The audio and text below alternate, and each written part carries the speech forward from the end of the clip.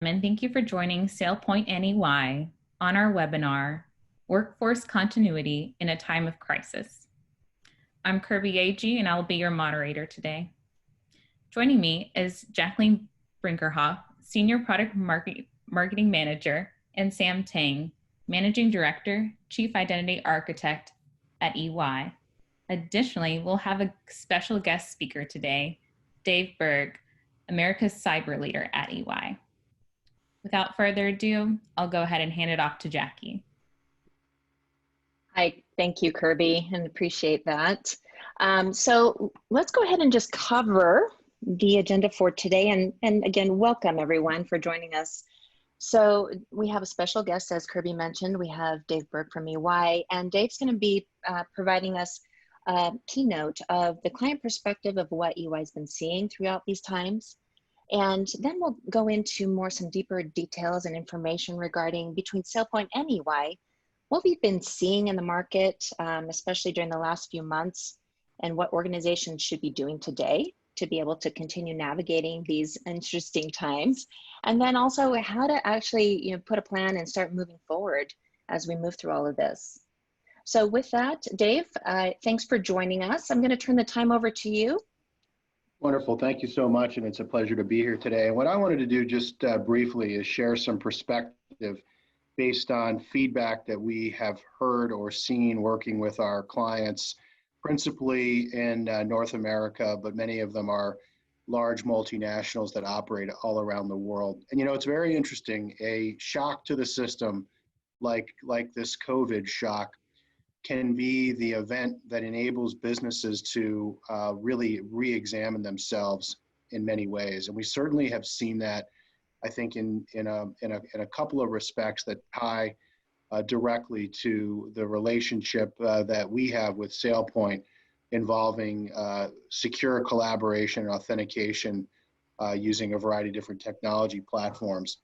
And so what I think is quite interesting is that when COVID hit, many of our clients were well positioned. They had a mobile workforce strategy in place, and they were able to activate that strategy. There were, of course, clients and companies who were not ready, who did not anticipate a need to take what could be thousands, or in some cases, tens of thousands of employees and accommodate their ability to be able to securely authenticate and then collaborate with enterprise applications. And there was a heavy lift. I think, in reality and in balance, I think that many of the challenges that our clients faced had more to do with load balancing as opposed to standing up infrastructure.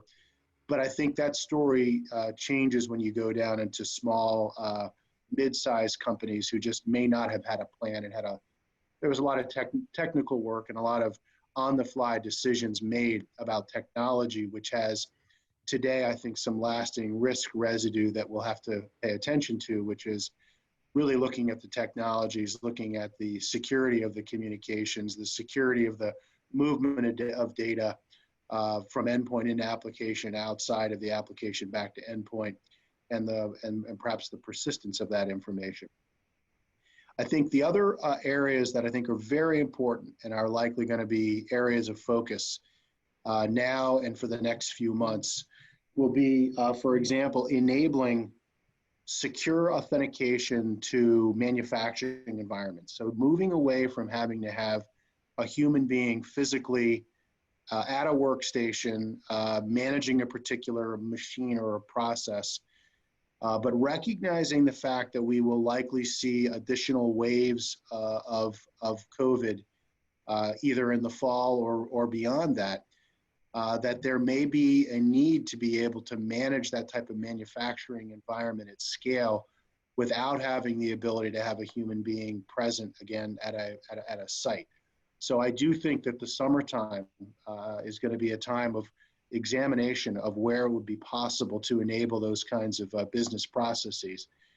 And I think that's going to be really important. I think the other area that's very interesting is just if you think about the negative consequences of COVID on so many businesses, particularly on those that have an element that is retail oriented or where a consumer needs to be physically present to be able to purchase a product or a service. And I know from talking to the CEO of a large retail-oriented company that what they're focused on right now is putting a lot of money into completely changing the way that the customer experience unfolds, so that if another lockdown occurs, a consumer could purchase a new product or service completely remotely. But that means establishing net new technologies and really just changing the consumer experience radically. I think this is going to be a very big deal, and I think it's going to be a big opportunity for all of us where we work in the secure authentication and identification space to enable these net new business processes, whether it's remote workforce, whether it's remote management of a manufacturing capability, or whether it's a remote customer accessing a new type of consumer experience. We are going to be looking for working together, having an ability to implement these kinds of new ideas, these kinds of new technologies, but of course have the right security naturally embedded in the solution. So I think that, you know, with challenge comes opportunity, and right now there's an enormous amount of collective opportunity for the group that's on the line here today to contemplate. So with that, I will cease my my comments and hand it back.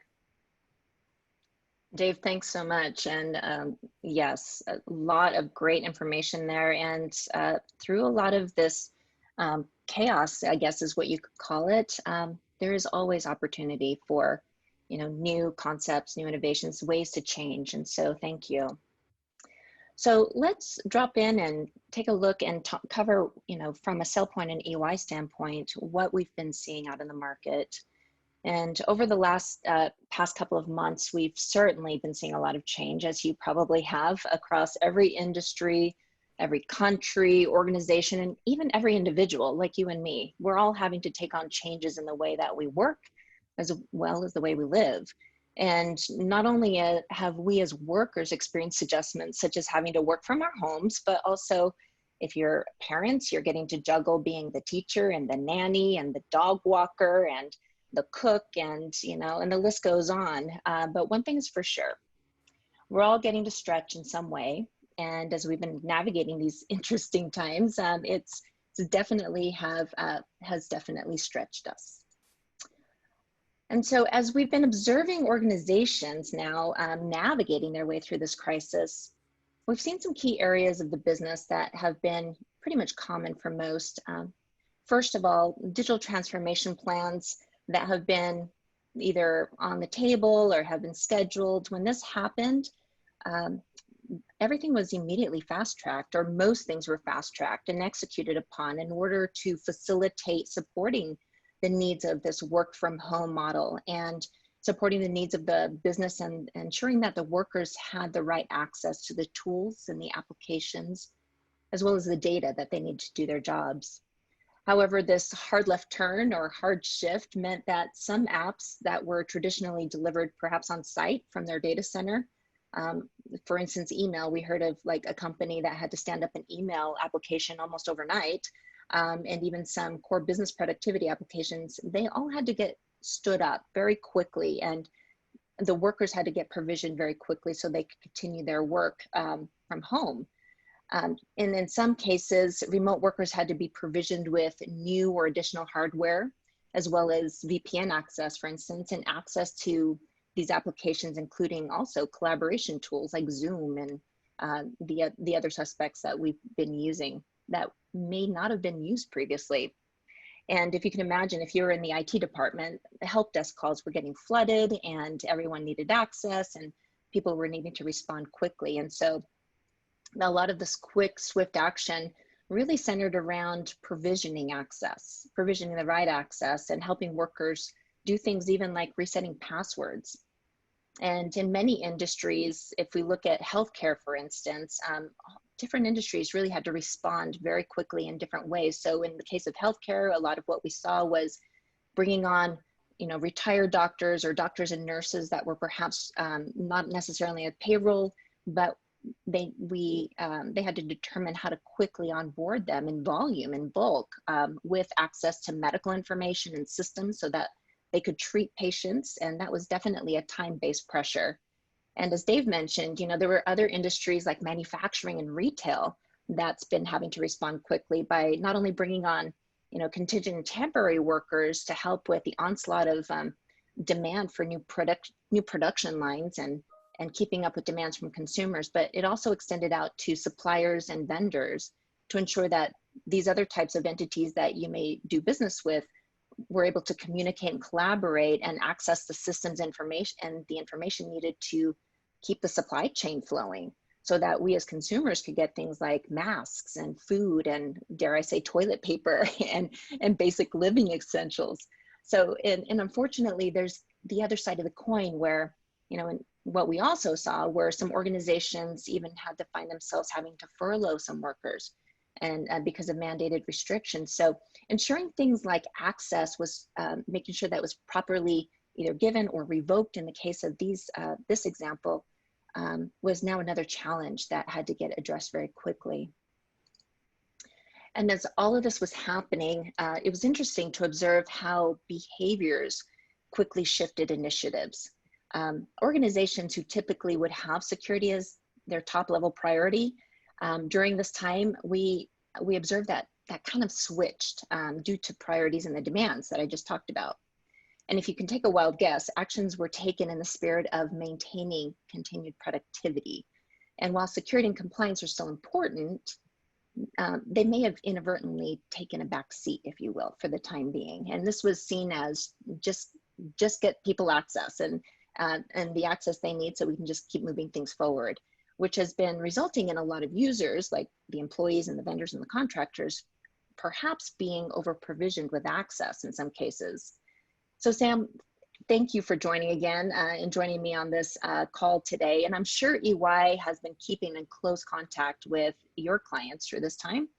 What have you been seeing from your perspective with regards to the rapid changes that have been taking place? And how have you been seeing organizations reacting to all of this? Great. Thank you for having us, Jackie, for giving us the opportunity to speak to what we're hearing and what our thoughts are on how this is impacting not just our clients and the business environment, but cybersecurity and IGA as a whole. So, and I'm proud to be a part of the, considered to be a part of the SailPoint family for all this time. I've known the SailPoint family since the 90s, so a little bit of aging of myself. And I also want to take the chance to thank Dave Berg and EY leadership and how they're responding to the crisis. And there's certain things, even for the first time when Dave called for a all hands on deck cyber meeting back about a couple months ago, several key themes actually resonated with me, and it still applies. It still applies to the priorities of what people should be focused on. And the themes are be resilient, and that's a word that I'll be using quite a bit today. Be strong, be empathetic, be helpful, and be these things for your family, your colleagues, your clients, and just for people. And be sure to stay connected and continue to educate people on collaboration and use collaboration tools to stay in touch. And finally, he said, we will get through this. And that's very important to me because as we're working through this, the key themes I just mentioned really applies to everything we're trying to do with cybersecurity as well. And even for earlier this week, the New York governor, there are certain key points that, again, just very common, very, it's related back to what I heard 2 months ago from Dave. Some key points I heard there. Life will be different but better. And build back better once we get started again. And we will be tougher, smarter, more resilient, more unified, just better. And notice that, again, the reason why I said I'll be using the word resilient is because the theme is really truly how do we actually get our clients more resilient through the use of tools like IGA, automation, and visibility and analytics. So going back to your question, Jackie, what are we hearing from our clients about how people are reacting to workforce and consumers? So I can tell you, of all the conversations I've had, there's 5 key questions that are emerging and from our clients, and some things we have to address. And most of the questions could be addressed by really having a better controls framework, handle on your risk and controls, posturing and on the surface, as well as in the data and in the infrastructure. And more importantly, on automation and innovation. There are going to be net new tools, like Dave said, that's going to address a lot of these issues that we're about to face. Some of the questions: what does good security posture and hygiene mean in the new norm? How prepared are we for the rebound? How do we guarantee safety to the workforce? How agile and resilient are we in supporting the business and the ever-changing business model that environment that we're in right now? What is the impact to compliance and governance around the controls? On the surface, it may not seem that different or complex, but returning to work presents logistical and also security challenges. And the word I would use is the old way, but the old way is not going to allow you to have visibility as to what you need to do in the future. So, and the last question we're hearing from our clients: how will the workplace and physical security be impacted? Because the workplace is very social. And what does that mean to the workplace? What does that mean to security? What does that mean to the controls that we have to put in place?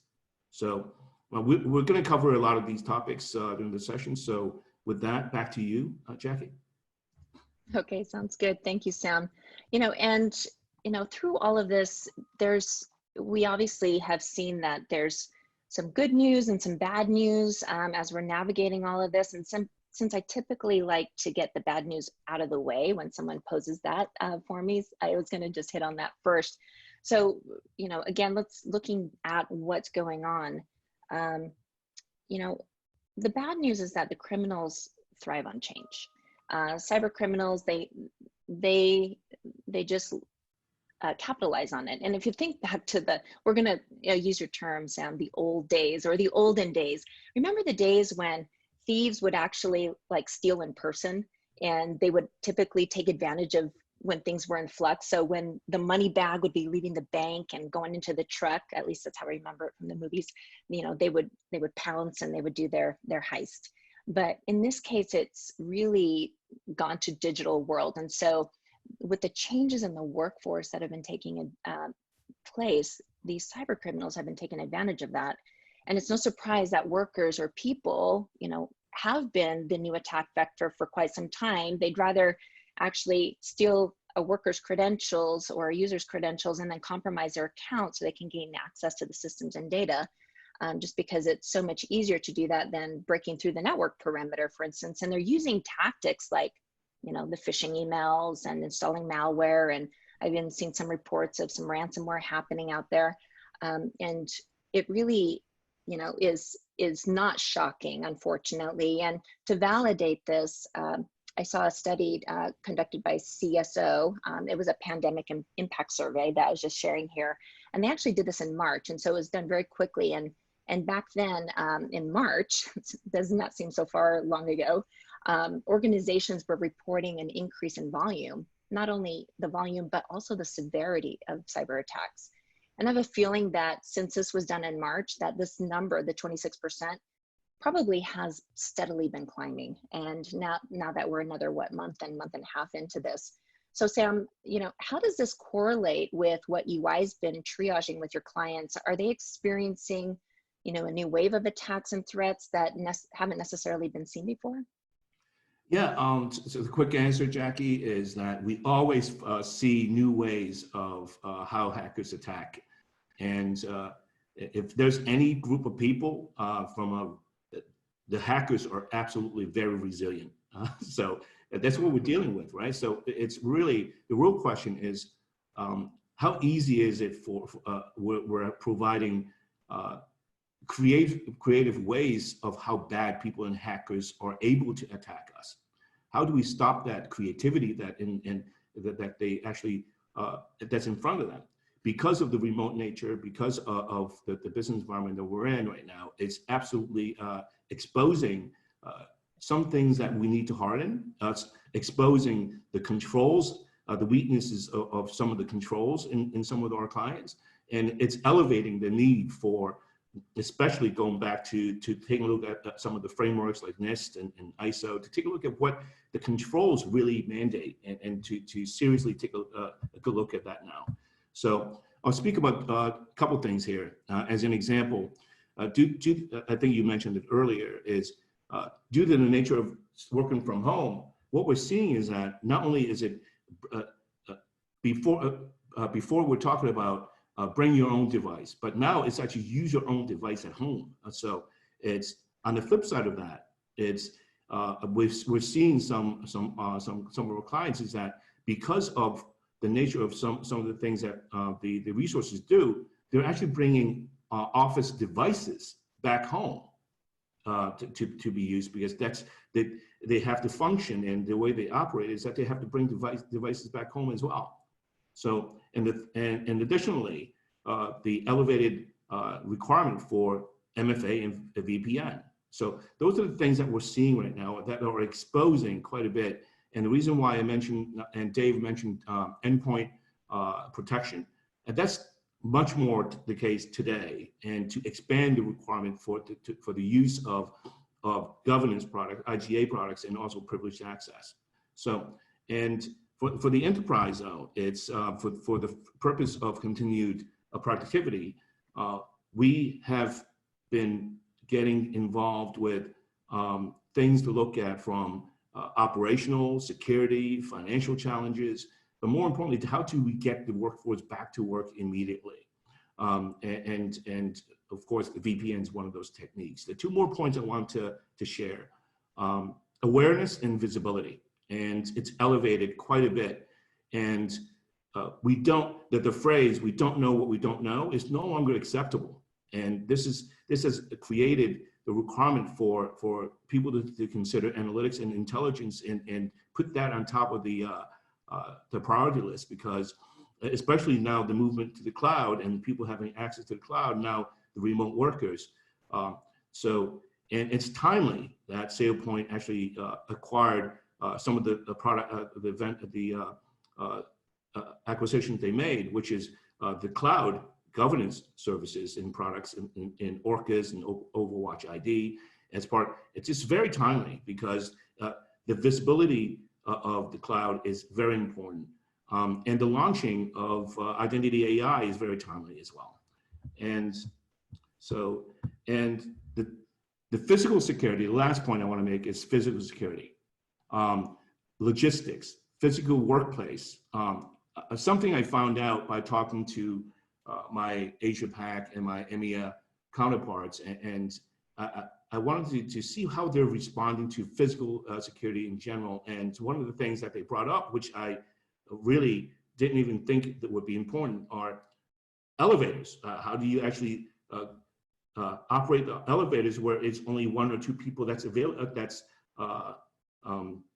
warranted to use the elevator at a time? For a place, I live in New York, and our office 5 Times Square is 5,000 more or more people, and but to allow workers to go back to the workplace with the social distancing, it prevents quite a bit of a challenge. And one more example I want to give on physical security, I would think that because of the business environment that we're in, I would see a lot of reduction in physical access. Therefore, you need to automate the removal of access as well because of risk, right? So with an IGA product, you can absolutely automate. And in most of our implementations that we see, physical architecture and physical security is always a separate process, and it's not integrated with logical access. And we must take a look at that, and we must join the two point of views and have a holistic approach to granting access. And so, and the surprising thing is that one of the CISOs told me that the call centers they have, not only are they not reducing the requirement for people because of some of the call centers, financial services organizations, that they have no choice but to be inside the network because of security and privacy and so on and so forth. And because of social distancing, you can't see the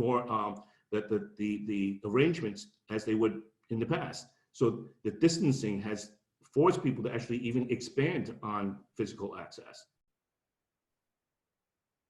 That's very interesting, and it definitely is like new ways of thinking. Who would have thought even a year ago we would be talking about something like this, right? Right. It's just interesting. Yeah, and Jackie, I'm anxious to get to the good news, and so back to you. Well, yeah, let's get to the good news, because there is some good news out of all of this. And while there's been a lot of challenges during this time, I think it's well worth a moment to stop and appreciate some of the great things that have been observed as well. First of all, there have been some organizations that were prepared, as Dave mentioned at the beginning of this call, and they were prepared because they had the right processes and the tools in place, so that making a shift was not as dramatic to them as it may have been for others. And as we talked to them, we attributed their smooth sailing due to having clear visibility and controls like you were talking about, Sam. And those controls and visibility were over user permissions due to having an identity governance program in place. And what they're also getting out of it is the ability to avoid this issue of over permissioning or too many permissions, which can lead to access creep, which creates the new vulnerabilities and targets for these bad guys that we were just talking about, or even instigate maybe insider threats. And so it's also been assisting with handling temporary privileges that are needed for these temporary vendors and workers and partners that have been coming online to help with all of the lifting and shifting and the working. In fact, one of our SailPoint customers, we've been in close contact with them, and one of them reported back that it's a retail customer, and they were able to move their retail location meetings all to virtual meetings in 6 days. And while that sounds like, wow, that was 6 days, that's really good compared to what we've been seeing out in the market with some other companies. And they were attributing that thanks to automation, because they built automation around their identity platform. And they were able to move from physical meetings, and they had 800 retail stores where they would do these physical meetings, and which encompassed over 10,000 users, not only in the US, but internationally. And so they've gone to a full virtual meeting experience using Zoom. So kudos to them, and kudos to the rest of you who were basically prepared because it was just the way you were already doing business.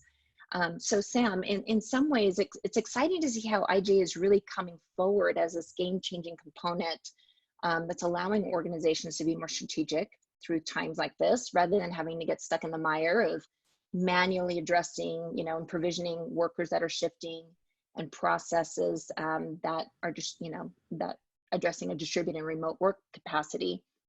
But I guess the good news doesn't stop there. I remember you mentioned to me how this crisis has actually been a forcing function for some other cool innovation. So maybe would you mind just touching on, some of the good news and the benefits, and then just kind of share with us some of the other cool nuggets that you've been hearing.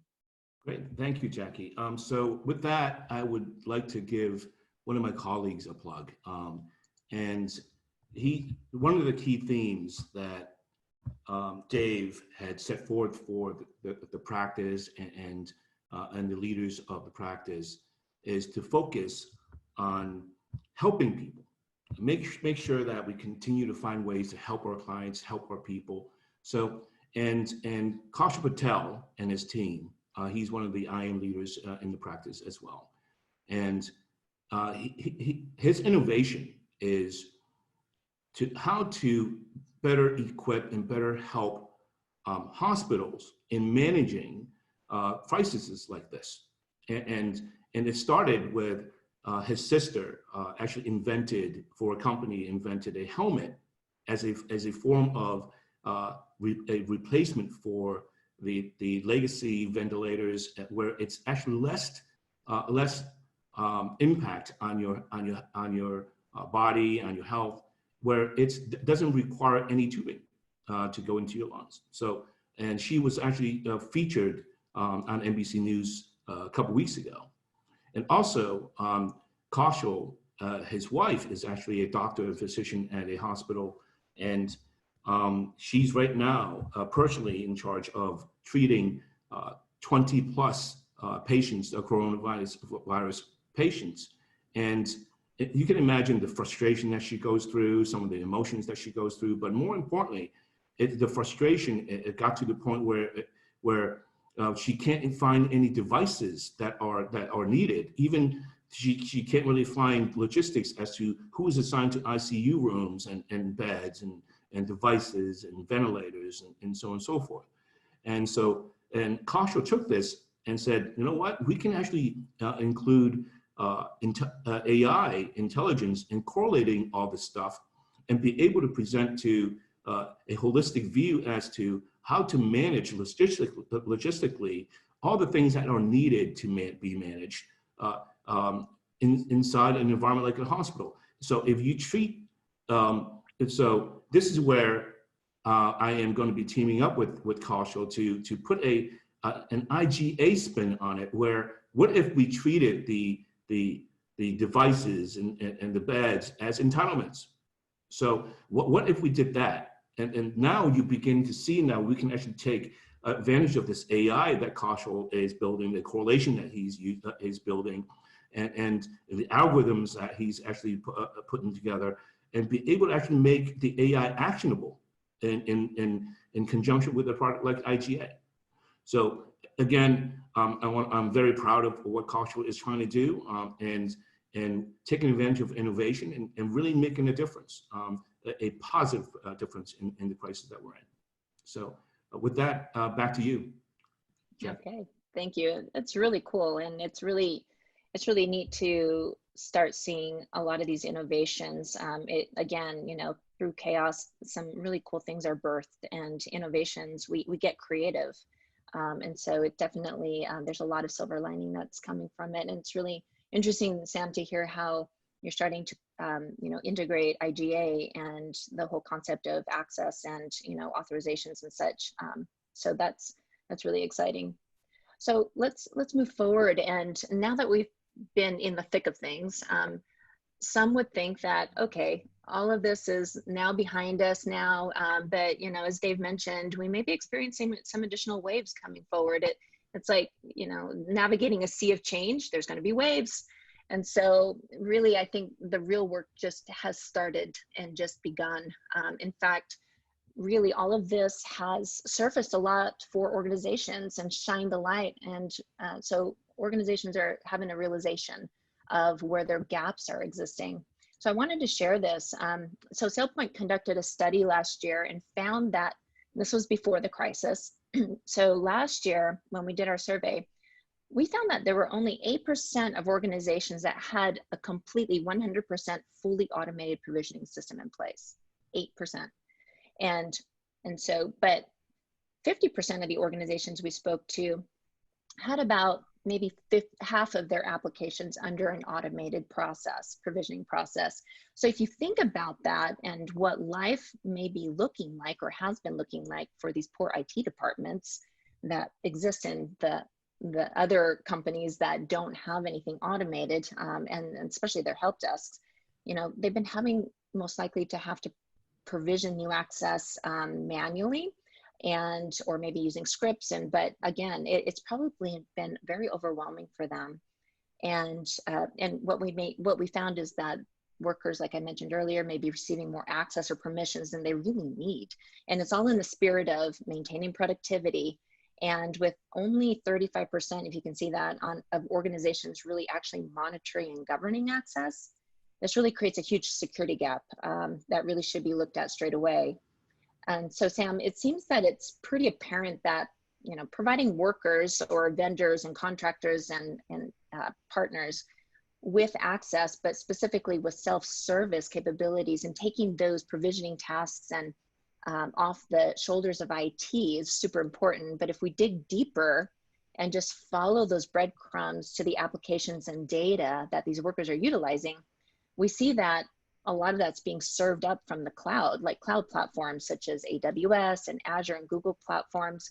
But in addition to that, I mean, we're talking about like applications for consumers as well. And so from what we're seeing from these cloud platforms, they're the new target. I mean, these cyber criminals are kind of like foaming at the mouth because there's so many so much rich data out there that is waiting to be taken. Is EY also seeing the same situation from your perspective? Yeah, absolutely are. And not only just from a self-service for end users, but it's really taking a close look at the entire user journey and how it's impacting for all the actors. And um, we're seeing a lot of clients ask us, and also us educating our clients, how best to review their controls, how to simplify their user journey for how things get granted, how to simplify the workflows, how to simplify what things people have to do. Why do we need so many approvals? Is there a way for us to even simplify the user journeys to the point where we take advantage of risk modeling and trust modeling and so on and so forth to make it so that there's less dependency on manual intervention, like what Dave mentioned earlier. Automation is key, and to optimize the workflows and to really revisit the controls and the mandates that are set forth and see if those are absolutely necessary. And so there's four things I want to mention that are emerging as really what people need to take advantage of IGA with. Of course, the lifecycle management and request and approval. Take a look at especially for remote access for one. What we're seeing is that birthrights and termination and everything in between, we're seeing additional use cases emerge as well. So your typical ones, that we have been dealing with are birthrights provisioning, termination of access at the time when people, are leaving companies, and everything in between, the movement of the user, the job changes of the user, and so on and so forth. But now we're seeing a temporary nature that, in addition to temporary leave, now we have people working from home. What does that mean to access? What does that mean to physical access? And how long do they stay there? What happens when there's movement where we have people go back to work and again, knock on wood, it doesn't happen, and the second wave hits, what do? We have to do this all over again. Are we really ready for that? To truly take a look at the user journey. The second thing I want to point out is it's elevated the requirement to take a look at how people are managing unstructured data, file folders, and SharePoint, and so on and so forth. It just elevates the need to migrate a lot of this stuff to the cloud. And luckily, SailPoint has File Access Manager to actually allow you to simplify and to have visibility as to what you need to move over, and allow the IGA platform to actually assist in that process. Cloud governance, again, I think I mentioned that earlier, but the last thing I want to talk about is the integration of IGA and DevOps. And one of the asks from one of the CIOs I spoke to over a couple of weeks ago is like, Sam, why is it always that IGA is always just integrated with logical access? Of course, physical access being one of those things that are elevating, but how about DevOps? Why can't we integrate IGA with infrastructure as code to actually, and if we see someone actually being hired as a developer, why do they have to wait 2 weeks to get assets to start working? So those are the kind of things. How do we manage better with IGA and cloud, and provisioning assets into the cloud? And so those are the things that we're seeing emerging and as a requirement, really elevating the need for automation and governance. Jackie, back to you. Yeah, and thanks, Sam. And we've been seeing a lot with cloud platforms as well. And it going back to the point of, it's not necessarily just about providing access, but it's providing the right access, and automating does help. But when you combine the automation with a policy-driven automation, that's where the magic happens, from what we're seeing. And when you apply that now to the cloud platform, you've got AWS and Azure and Google Cloud Platform, and these DevOps folks for some time now, in the spirit of driving new experiences and better experiences for consumers, let's say, when we've talked to these organizations, you've probably seen the same thing, is practically DevOps has been given a credit card, and it's like, go stand up what you need to stand up and get things deployed out. And we've seen some friction happening between the DevOps folks and the IT and security folks, because DevOps is all about I need to get my job done, leave me alone. I want to let go. IT and security has been wondering, like, how do I secure that? I need visibility. I need some controls. And so really what we're seeing is that IGA can start coming in and helping bridge that gap between the two, departments, if you will. So DevOps can continue driving and creating, but no longer, I was using this term earlier, the sanctioned shadow IT concept. It's killing IT, and so again, that's where IGA can start bridging this and giving IT and security the visibility of what is really out there, who has access to what, and start putting some controls around that, which definitely has been very helpful in navigating these waters. So that's exciting to hear that you're also seeing that as well. So let's keep on moving, and let's take a look now, if you will, into the future. And really, we can't really say we'll all experience another pandemic in our life. Maybe we'll experience some additional waves, but even moving forward, one thing's for sure, there's so many other types of crises that can occur. I mean, we've seen natural disasters happening and attacks and the sorts. And so it's not only important to deal with what's going on now, but what about all the tomorrows to come, right? And so the first thing to look at is the most prominent thing that we've been talking about during this experience, and that's the new work from home model. I found it to be interesting to see, again, the CSO pandemic survey, this report. They showed that there's been a huge pendulum swing in the number, and it's no surprise, right, in the number of remote workers. So previous to the pandemic, about 16% of folks had a work from home or remote situation.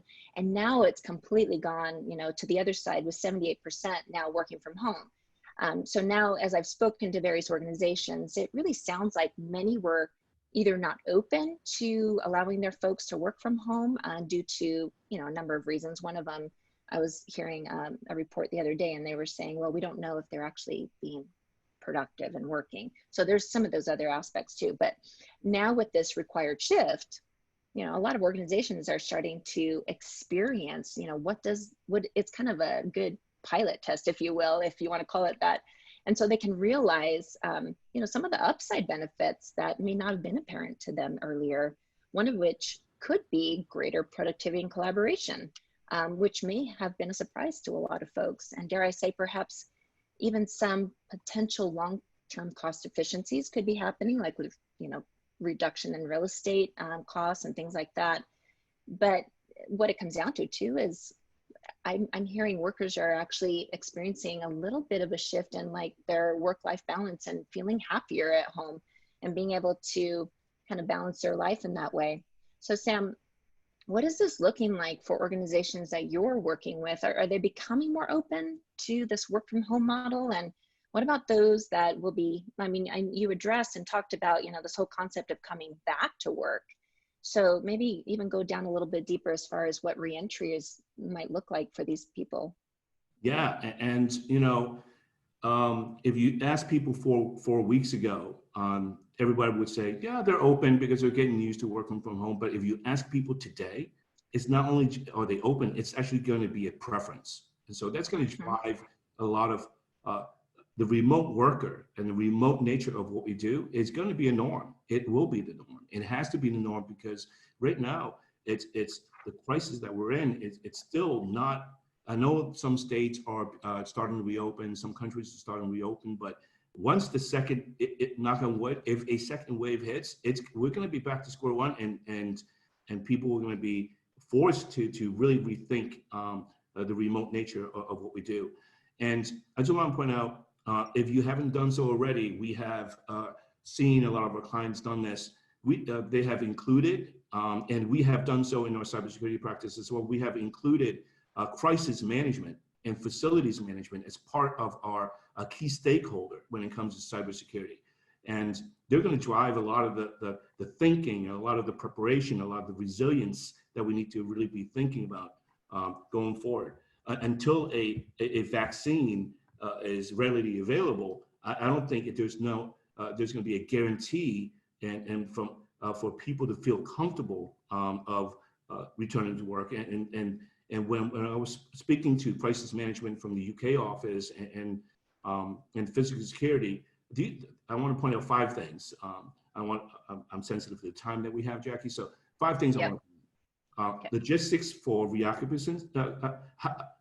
How do people return to work? What does that mean? Funny thing is, one thing they said, which dawned on me, is like, is the workplace even clean? Is it healthy for people to work? Is there dust? We may think that that's not a big to do, but for big offices, I think that's something to consider. What does that mean for logistics-wise, the elevators and so on and so forth? Logistics for returning to work using transportation. What does that mean? On a train. So right now it's running maybe 20% of the capacity. Even if they go back to 100%, what does that mean to the trains? Will there be enforceable? How do they enforce separation and social separation? Security for the social environment itself, security for the physical workplace, health and safety of the physical workplace. These are the 5 top things that people are talking about, and these are the same 5 things that hackers are looking at as well. So, and again, and the last point I want to make is this is going to force our state and government policies to revisit some of the mandates like your GDPRs and CCPAs and see, well, what does it mean to data privacy and personal privacy, and how does that change accordingly because of the crisis that we're in? So Jackie, back to you. Yeah, and talking about CCPA, I was just reading an article this week where, we've been getting some like buffers and leniencies in different areas within our life, but it sounds like CCPA is still on track, and they're going to bring on enforcement of it. I think it was July. So there's no leniency there. And so the big question then is, how are organizations going to be able to navigate those compliance issues? Because especially if there's been over provisioning and security has been a little looser than normal because of, the spirit of productivity, it's really going to be about going back quickly and reconciling, bringing things back into a state of, strong security posture, and also in a state of compliance. So that way organizations can go back and show auditors, yeah, we had a little lapse, but we brought it back in line. And so that's going to be super important as we move forward. And I think we'll probably see some of that, we won't see it today, but it's definitely up ahead. And again, if we want to look at the silver lining or the glass half full, if you will, I mean, the good thing here is that the light has been shined. And so organizations are starting to notice that, wow, we need to start looking at not only the short term, but also the long-term security needs. And as you can see here, there's a big majority of organizations that are talking about that this is going to create a reevaluation of how they address risk, over the next 5 years. And Sam, how about with your clients? How are they reevaluating things like business continuity and disaster recovery to include more security aspects, especially like identity? They may have not necessarily thought about identity as part of those plans, or traditionally, but maybe more so now. Absolutely more so now. We always talk about identity as the perimeter. Not only is it it's actually the core of everything that we do now. And because of the cloud, that being AWS, Google, and Azure, but now we're seeing a lot of people going to Oracle because of what's going on here, because the Oracle cloud, a lot of the business applications and the business data are being moved to the cloud as well. What does that mean to security, right? What does that mean? How do we secure the business applications now? And a couple of points here, because of sake of time, that are key. Really, truly take a look at what are essential and what is not essential. And that's going to surface a lot of the things that of what we really truly need to secure. Take advantage of the collaboration tools like that, but even that presents challenges. And look how fast the hackers responded, when people started using Zoom. Yeah, and one last thing I want to make here is the shift of the consideration of using offshore resources has elevated. It has increased. And what does that mean to security? What does that mean to how we function, and how do we so those are those. And lastly, what I want to really emphasize here is, again, going back to apply the resiliency aspect of security and continuity, and you begin to see how much simplification you need to apply to the environment in order for you to be truly resilient. So back to you, Jackie. Okay, thank you. And so we created this together, this idea of like how can identity help you prepare? And so you were talking about resiliency and we're talking about workforce continuity and just keeping business going. You can talk about it as a business continuity plan.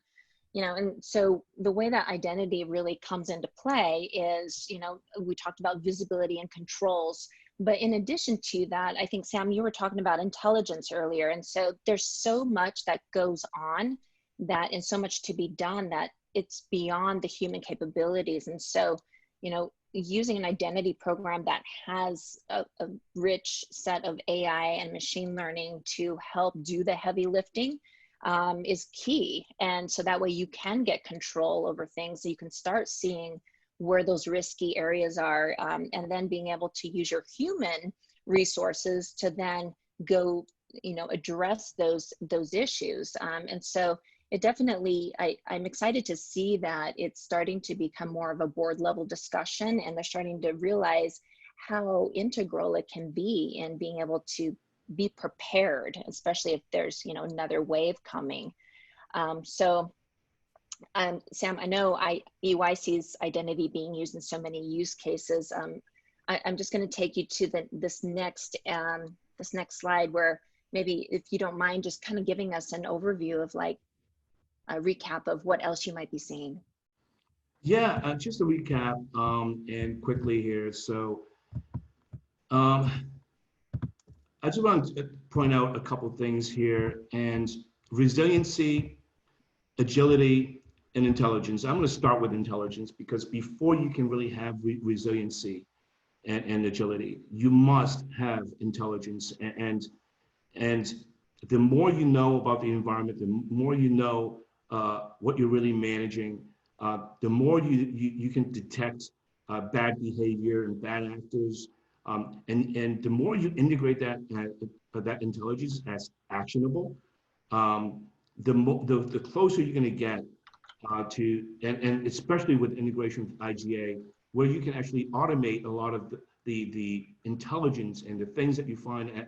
I think the word that even SailPoint uses when they launched identity AI is predictive analytics. Yeah, preemptive, predictive analytics is how can you use this intelligence to make it actionable and make it easier for people? It's not just the intelligence I'm talking about is not just for security, it's also for user behavior and user experience as well. And resiliency, really take a look at your controls, really take a look at what your really mandates are, and agility, making sure that you simplify your environment, simplify your workflows, simplify your business processes and your user journeys, and to make it, and everything else, it will fall in place, and especially your cloud access and the elevation of the importance of cloud. So Jackie, back to you. Thanks, Sam. Well, I have to say that the past couple of months have been quite a journey. And while some things will go back to, quote, normal, this has been, and as someone on my team called it the other day, a great awakening in many ways. Not only has it shined that light in areas that need attention, but it's also given us an opportunity, all of us, to reevaluate how we are addressing things like security and compliance, even when productivity is the most important thing on the docket, right? So Sam, any parting words as we close things off here? Yeah, I heard a word that Dave used today, which is something that I heard for the first time that he's using in a presentation like this, is shock.